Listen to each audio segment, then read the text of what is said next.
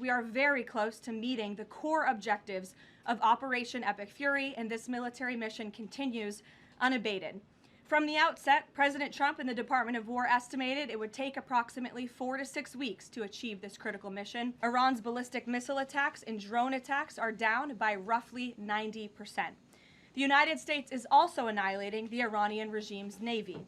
We have destroyed more than 140 of their naval vessels. I think the President and I have both strongly responded to the criticism by Mr. Kent, who unfortunately resigned in disgrace and accused the President of basically being controlled by foreign countries and foreign manipulation, which is a ridiculous and laughable assertion. President Trump's meeting and long-awaited meeting with President Xi in China will now take place in Beijing on May 14th and 15th.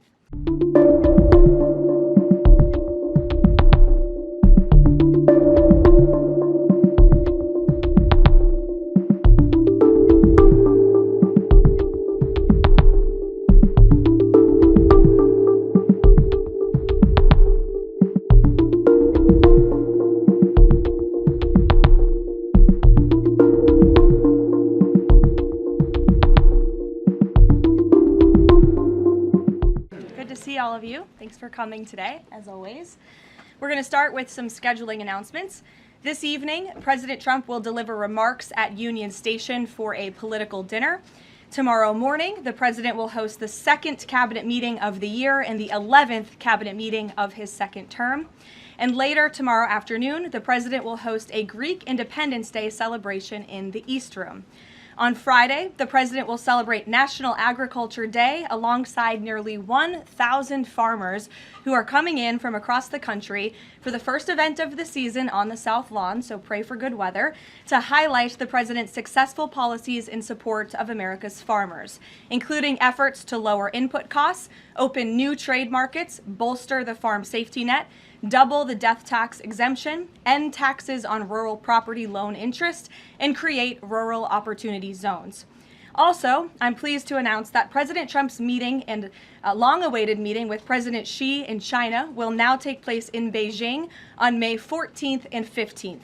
First Lady Melania and President Trump will also host President Xi and Madam Peng for a reciprocal visit in Washington, D.C. at a later date to be announced this year. Turning to the ongoing military operations in Iran, the United States military continues to decimate the terrorist Iranian regime's offensive and defensive capabilities. Just over 3 weeks in, it's abundantly clear that Operation Epic Fury has been a resounding military triumph. More than 9,000 enemy targets have been struck to date. Compared to the start of the operation, Iran's ballistic missile attacks and drone attacks are down by roughly 90%. The United States is also annihilating the Iranian regime's navy. We have destroyed more than 140 of their naval vessels, including almost 50 mine layers. This is the largest elimination of a navy over a 3-week period since World War II. Again, let me reiterate, this is the largest elimination of a navy on the face of the planet in a 3-week period since World War II. We are systematically dismantling Iran's defense industrial base, which will prevent future threats to the region. Our military also remains laser-focused on eliminating the regime's threat to the free flow of energy through the Strait of Hormuz. Over the weekend, we dropped several 5,000-pound bombs on an underground facility used to store equipment, including anti-ship cruise missiles and mobile missile launchers positioned along the coastline of the strait. Our military efforts grow more successful with each passing day, steadily degrading Iran's ability to terrorize merchant ships. For all of these reasons, we are very close to meeting the core objectives of Operation Epic Fury, and this military mission continues unabated. From the outset, President Trump and the Department of War estimated it would take approximately 4 to 6 weeks to achieve this critical mission. 25 days in, the greatest military the world has ever known is ahead of schedule and performing exceptionally. Day by day, the Iranian regime is being crippled, and their ability to threaten the United States and our allies is being significantly weakened. Their ambitions of building a nuclear weapon have also been crushed to an even greater degree than they were in Operation Midnight Hammer in June 2025. That's why you're beginning to see the regime look for an exit ramp. They recognize they are being crushed, their ability to attack American and ally forces, as well as their ability to defend their own territory, is dwindling literally hour by hour. Following President Trump's powerful threat on Saturday evening, it was made clear to the United States that Iran wanted to talk. President Trump is willing to listen. As President Trump announced on Monday, the United States has been engaged over the last 3 days in productive conversations, which led the president to temporarily instruct the Department of War to postpone planned strikes against Iranian power plants and energy infrastructure only. The remaining elements of the Iranian regime have another opportunity to cooperate with President Trump, permanently abandon their nuclear ambitions, and cease actively threatening America and our allies. But the president's preference is always peace. There does not need to be any more death and destruction. But if Iran fails to accept the reality of the current moment, if they fail to understand that they have been defeated militarily and will continue to be, President Trump will ensure they are hit harder than they have ever been hit before. President Trump does not bluff, and he is prepared to unleash hell. Iran should not miscalculate again. Their last miscalculation cost them their senior leadership, their Navy, their Air Force, and their air defense system. Any violence beyond this point will be because the Iranian regime refused to understand they have already been defeated and refused to come to a deal. Here at home, we are now on day 40 of the Democrats' shutdown of the Department of Homeland Security. Democrats in Congress are forcing American travelers to wait in hours-long lines at airports across the country, robbing TSA officers and other federal workers of their hard-earned paychecks that they use to feed their families, and causing billions of dollars in damage to our economy. A father of 3 recently told CBS News that he felt he had no other choice but to quit his job as a TSA officer and find other work as the Democrats' shutdown of DHS continues. This is the quote from the father, and I encourage everyone to listen. "I think the hardest thing is seeing the struggle that my wife was going through and not trying to bring more stress to her," the father of 3 said, "but seeing her cry every night, how am I going to feed my family? How am I going to survive?" For the Democrats in Congress, the cruelty of this shutdown is the point. Nearly 500 TSA officers have quit since the Democrat shutdown began. President Trump, to alleviate this pressure, made the decision to send some of our amazing ICE agents to help alleviate that stress and address the long wait times. And for all of the critics of this solution a few days ago when it was proposed by the president, it is yielding results. Wait times have improved since ICE arrived, and they are doing everything in their power to help their fellow federal service members. But it's important to take a step back and remember, why is this even happening in the first place? For nearly 6 weeks, Democrats in Congress have kept DHS shut down because they care more about illegal aliens than American citizens. You have Democrat elected representatives in states across the country who are willing to inflict massive pain on their own constituents to fight for illegal aliens who broke our nation's laws to come here. In recent days, we saw the deadly consequence of this deranged policy of Democrat open borders and an illegal alien-first agenda. A beautiful 18-year-old girl, Sheridan Gorman, she was shot and killed in Chicago last Thursday morning while walking in a park with friends.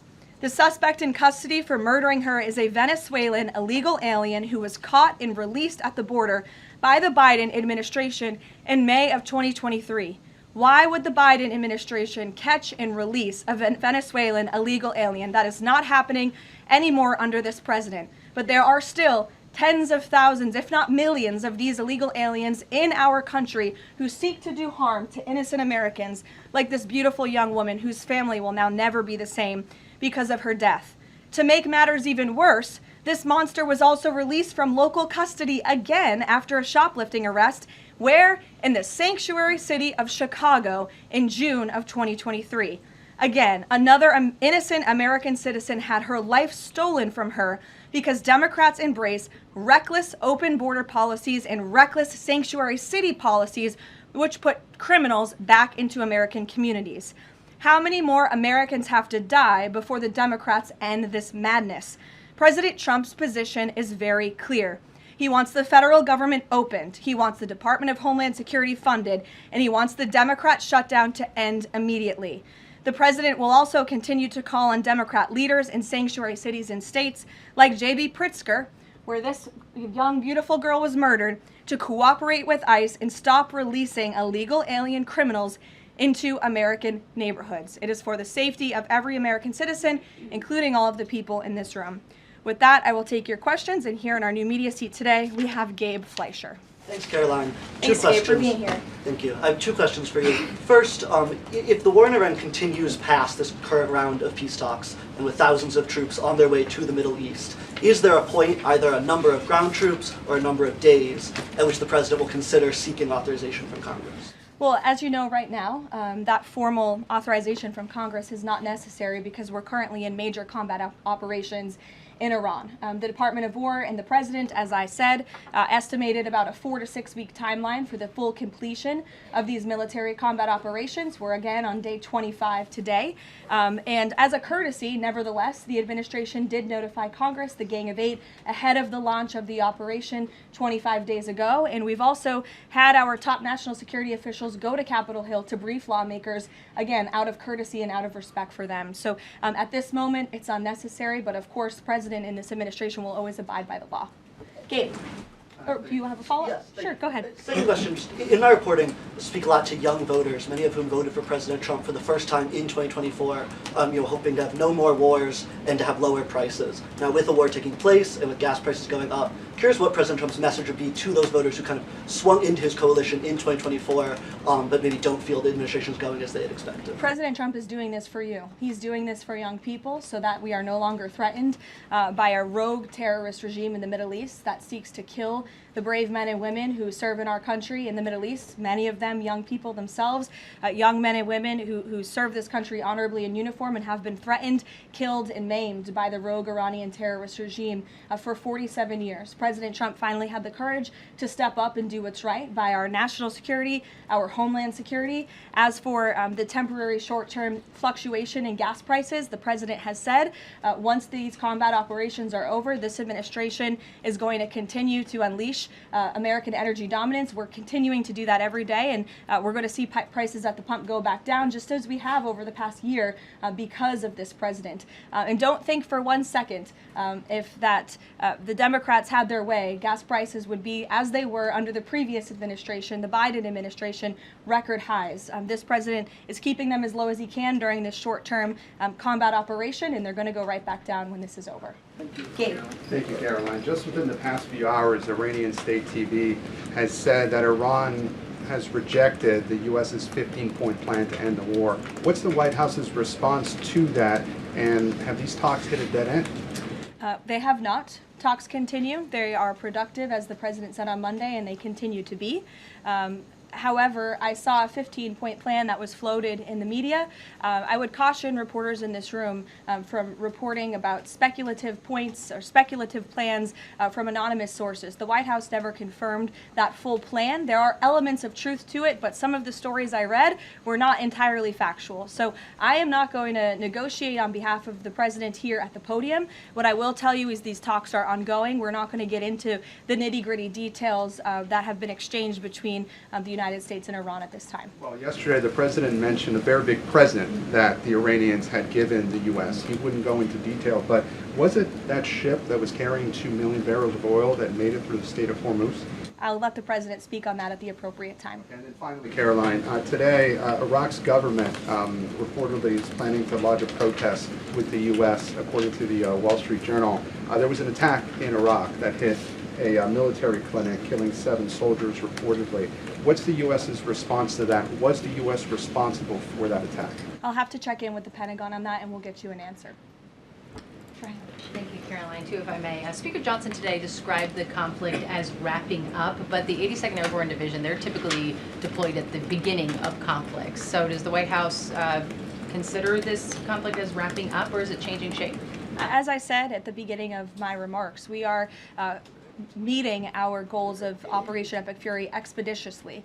The president likes to maintain options at his disposal. It's the Pentagon's job to provide those options to the Commander-in-Chief. For any specifics on troop deployments, though, I would point you to the Pentagon.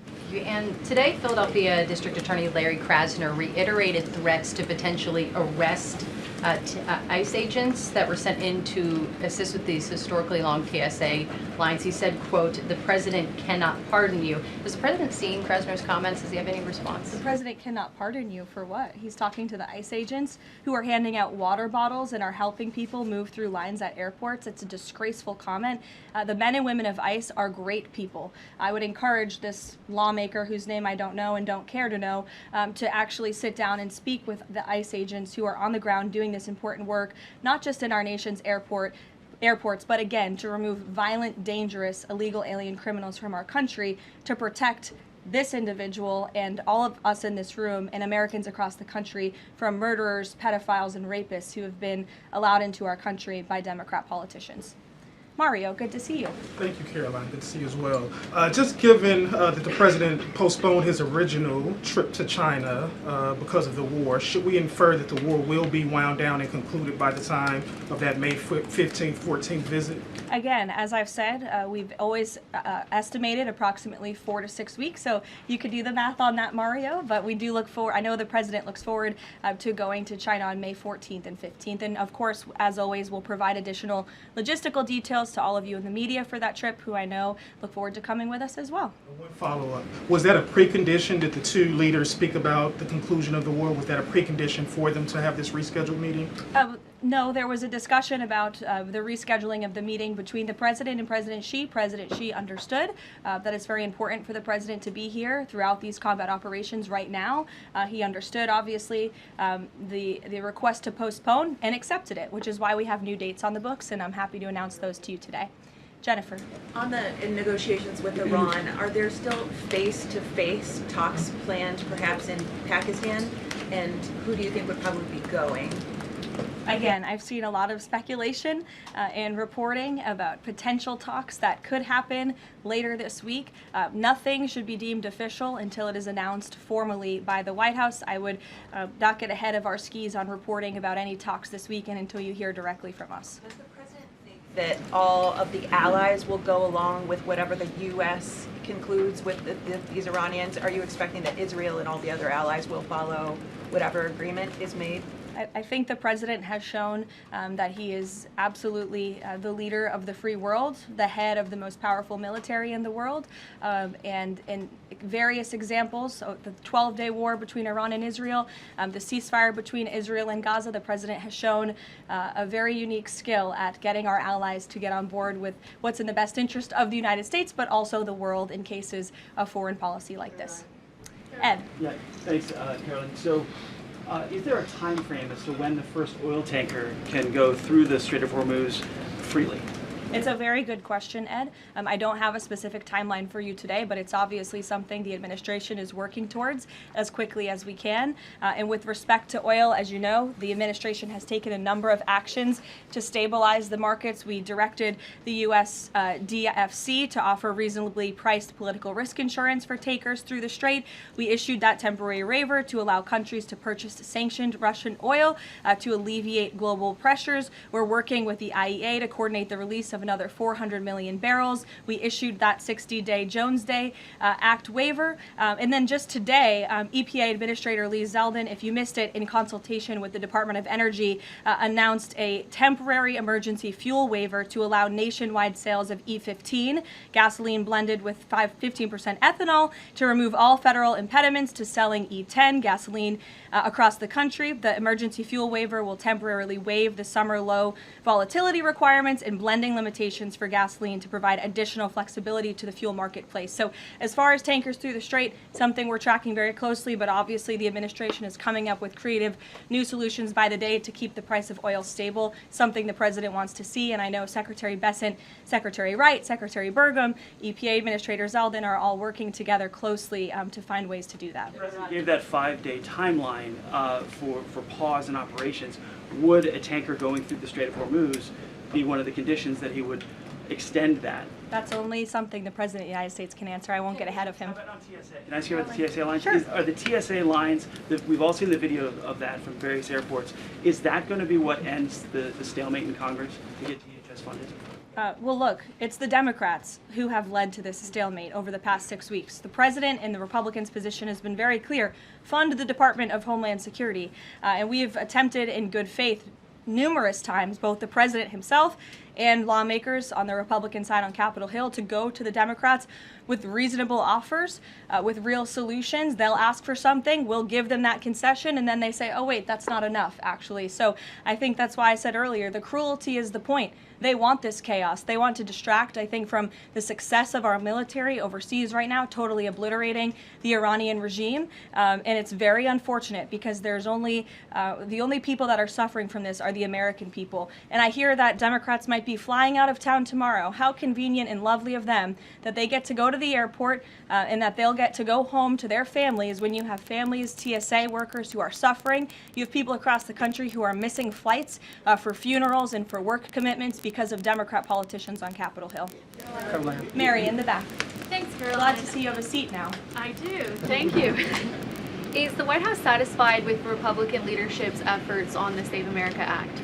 I think the president has made it very clear he wants everyone on Capitol Hill to move as quickly as possible to get the Save America Act passed, and he wants to see that legislation on his desk as soon as Republicans and Democrats can move to pass it. But are there any lawmakers in Congress that the president is frustrated with on this matter and feels could be doing a better job? I think the president wants to see everybody on Capitol Hill move faster all the time. That he wants everyone in this town to work at Trump speed like we do here at the White House. We'll go to Karen. Caroline, two questions on Lebanon, if I can. Is the U.S. providing support at this point for Israel's ongoing offensive in Lebanon? And is the president concerned that right now there are more than 1 million people who've been displaced and potentially could be for a significant amount of time? That's not something I'm in a position to comment on for the first question. To the second question, of course, that's something that would concern the president. I think that's why he's again quickly moving to eliminate the threat of the Iranian regime in the Middle East, including weakening their proxies like Hezbollah, who have terrorized Lebanon for far too long. And I know that the president wants to see this, again, move as quickly as possible as we can over the course of the next couple of weeks here. Kristen. Caroline, a question about the Strait of Hormuz. If these negotiations are not successful, is the only option to reopen the strait in boots on the ground, given that all of our allies have essentially said that they are unable or unwilling to help? Look, that's a hypothetical question. It's a hypothetical question. It's also a decision that would have to be made by the commander-in-chief, and I'm not going to get ahead of him. And in addition to that, when it comes to the Vice President, J.D. Vance, what has changed that has made him more of an active participant in these negotiations with Iran?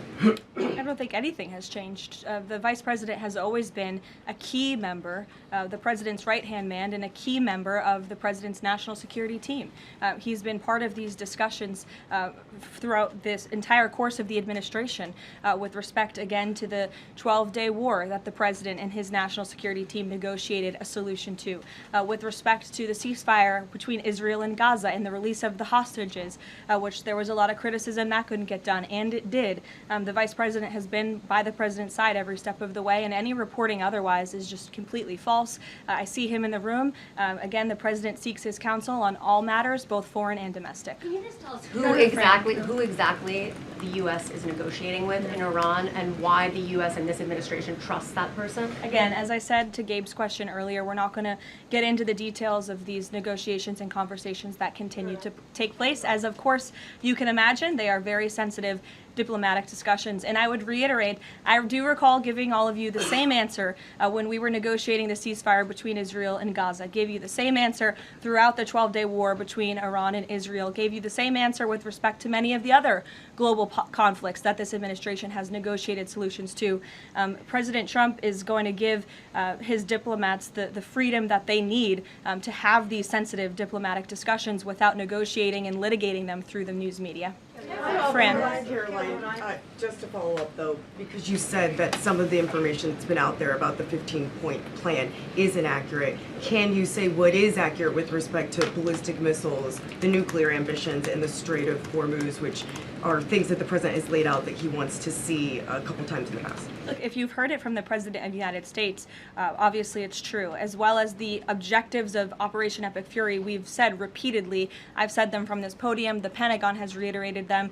That's why we've taken military action to achieve them. So of course, those are goals that we want to see, but this full 15-point plan that's been floating around in many of your outlets, there's a lot of misinformation to that as well. And again, I would caution you from taking things from anonymous sources rather than verifying them directly with the White House. Christian. Thanks, Caroline. 2 on Iran. First, would the president consider loosening asylum restrictions for Iranians trying to flee the country right now? Again, that's a question for the president. I won't get ahead of him on that. I haven't talked to him about that. Okay.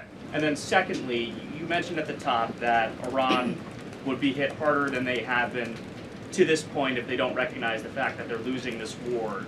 Could those strikes happen before this 5-day negotiating window closes if the president doesn't think they're negotiating in good faith?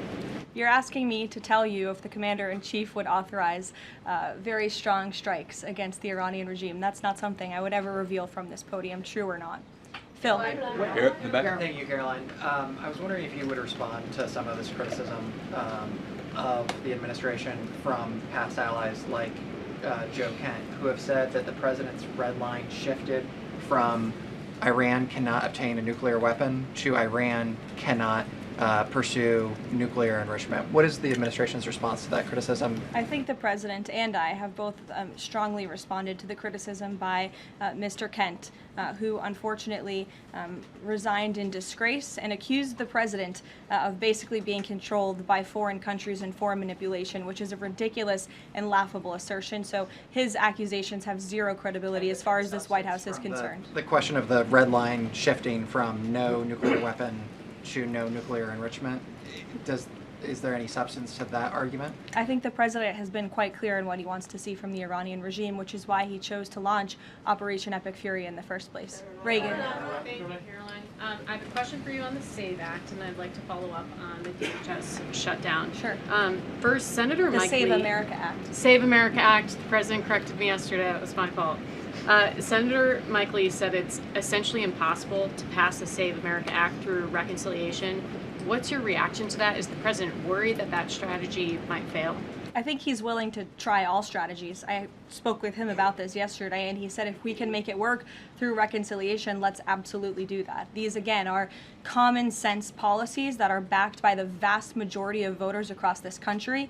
The only people in this country who don't support them are politicians on Capitol Hill, and you all should ask them why they don't want voter ID, why they don't want proof of citizenship to vote in our nation's elections. Again, these are common sense proposals that are wildly popular, and the president is willing to use any means necessary to get this legislation passed and onto his desk. And then on the DHS shutdown, do you expect deportations to decrease while ICE is in the airports? And what are the trade-offs of having ICE in the airports right now? Well, to address this obviously short-term problem and the chaos that has been sowed by these Democrats on Capitol Hill, to address the lines and to get Americans traveling and get them to where they need to be.